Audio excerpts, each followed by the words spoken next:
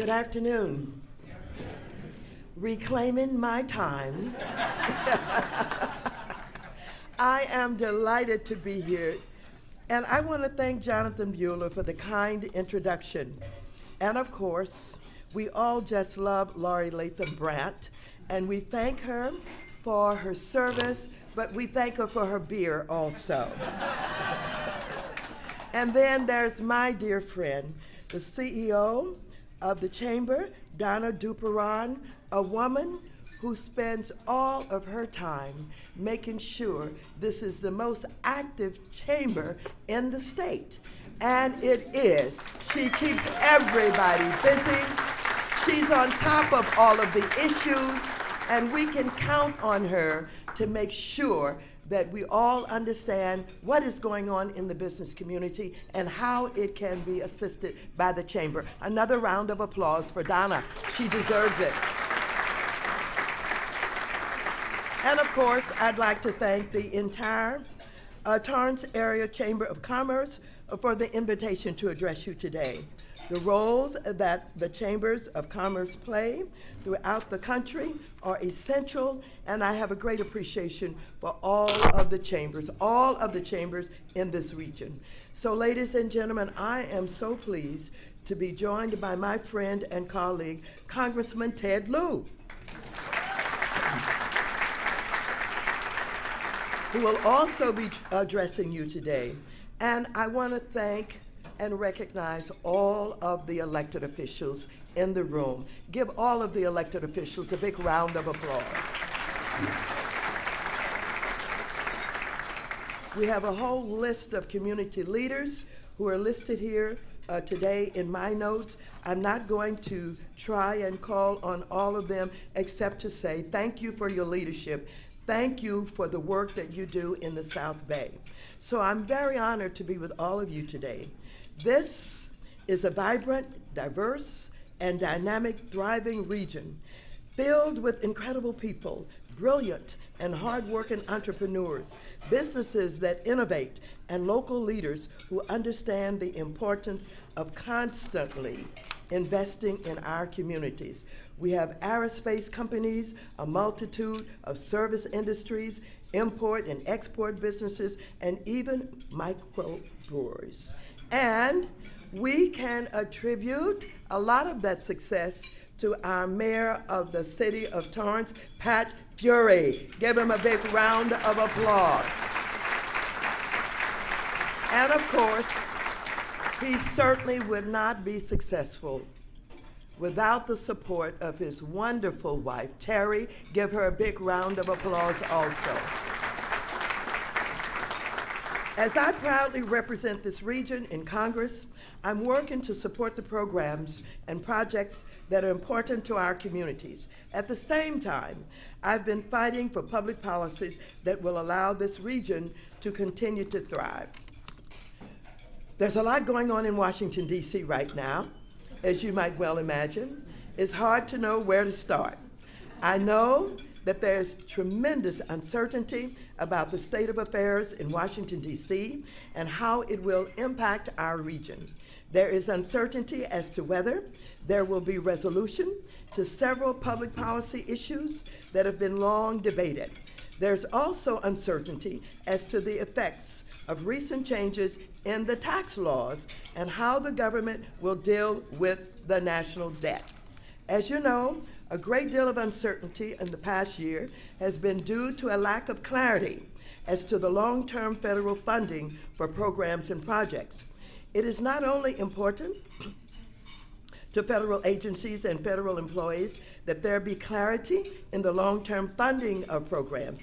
It is also important to states and localities as well, as individuals and families depend on those programs and services. A specific area in which I have advocated for a significant federal investment is infrastructure. I'm working hard to expand federal support for infrastructure in communities nationwide. A few months ago, I introduced a legislative package consisting of 2 bills, which will provide $15 billion for over the next 6 years for job creation through investments in our nation's infrastructure. The Transportation Infrastructure for Job Creation Act that I introduced would provide a supplemental appropriation of $7.5 billion over the next 6 years for investments in transportation infrastructure through the U.S. Department of Transportation's popular Tiger Grants program. This bill would provide additional funding for innovative highway and transit projects by local governments and transit agencies like the Torrance Transit and Gardenia's G-Trans. The Drinking Water Infrastructure for Job Creation Act would provide a supplemental appropriation of $7.5 billion over the next 6 years for the Drinking Water State Revolving Funds, which help public water systems finance infrastructure projects in order to replace lead pipes, upgrade water infrastructure, and ensure clean drinking water for American families.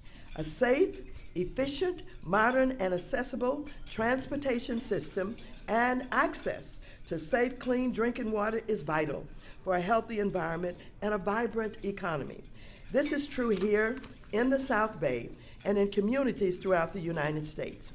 Let's talk a little bit about Torrance transportation. I'm especially proud of the city of Torrance and its commitment to public transportation. Torrance Transit, the city's municipal transportation agency, has been serving the needs of the South Bay residents for over 75 years. Torrance Transit operates 11 different bus routes and connects with several regional transit hubs and services system-wide. Torrance Transit experiences approximately 3.9 million passenger boardings every year. I've worked closely with Kim Turner, the director of Torrance Transit, to support Torrance Transit's work and make certain that Torrance Transit's priorities receive their fair share of federal, state, and local funding. In fiscal year 2014, I helped Torrance Transit obtain $175,000 for the construction of a compressed natural gas fueling station. This funding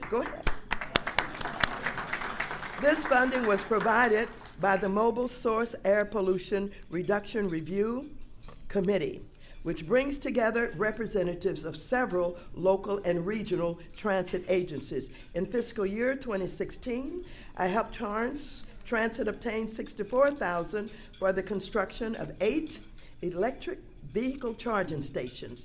The funding was provided by the Southern California Air Quality Management District, and the electric vehicle charging stations will be located at the Torrance Transit Park and Ride Regional Terminal, a strategically located multimodal transit center that will connect several modes of transportation in the South Bay. Furthermore, as a strong supporter of the Transportation Department's Tiger Grants program, I wrote several letters over the past few years supporting Torrance Transit's efforts to obtain federal Tiger funding to support the construction of the Park and Ride Regional Terminal.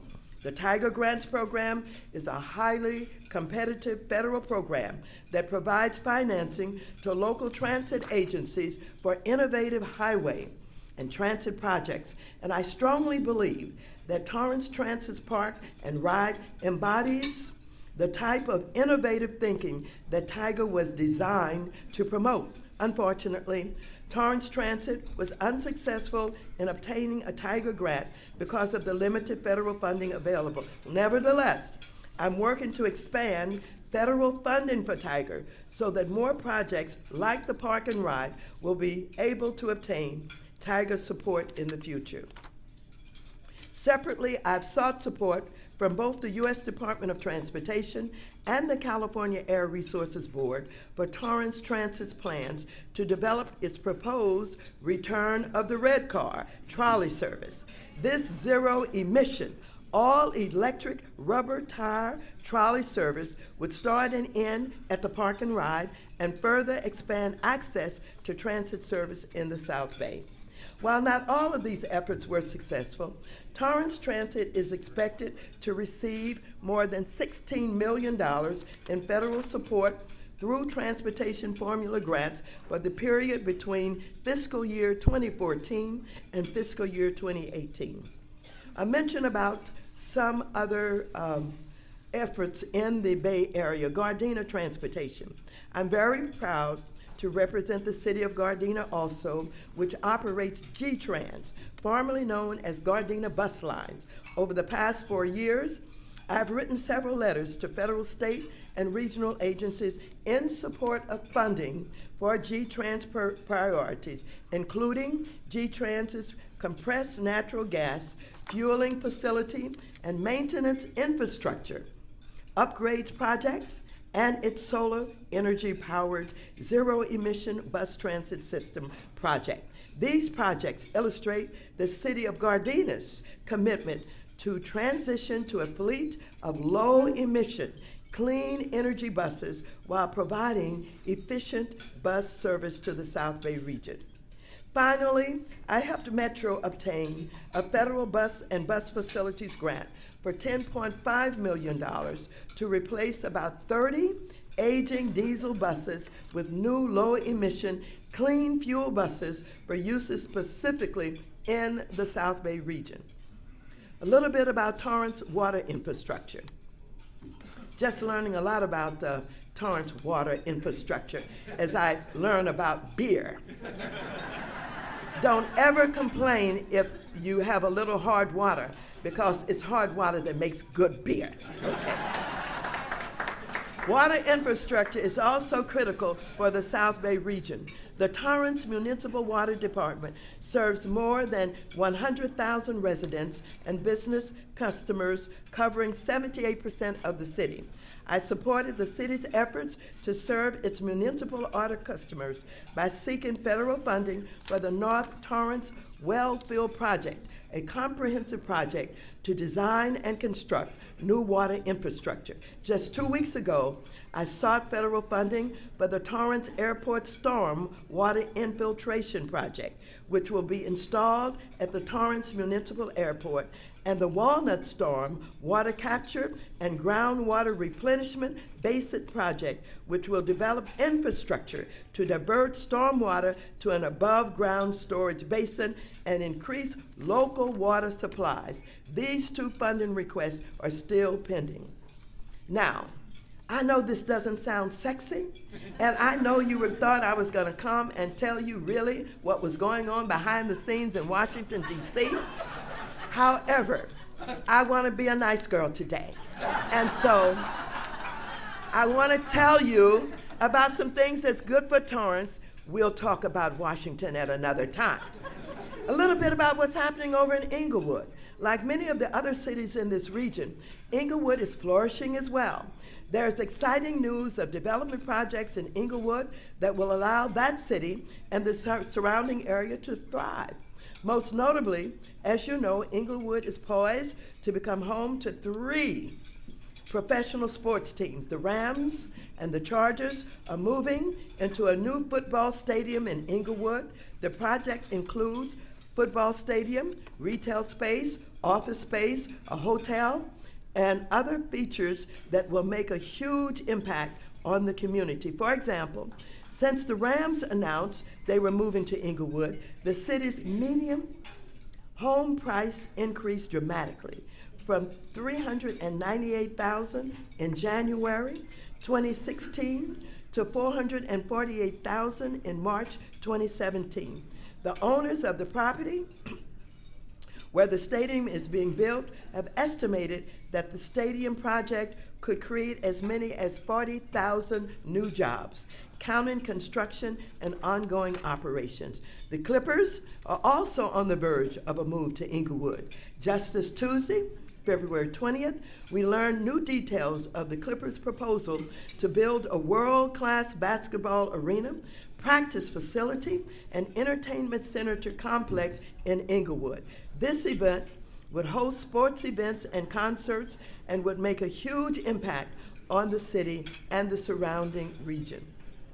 I'm determined to advocate for additional federal investments in our communities and in infrastructure so that additional funding is available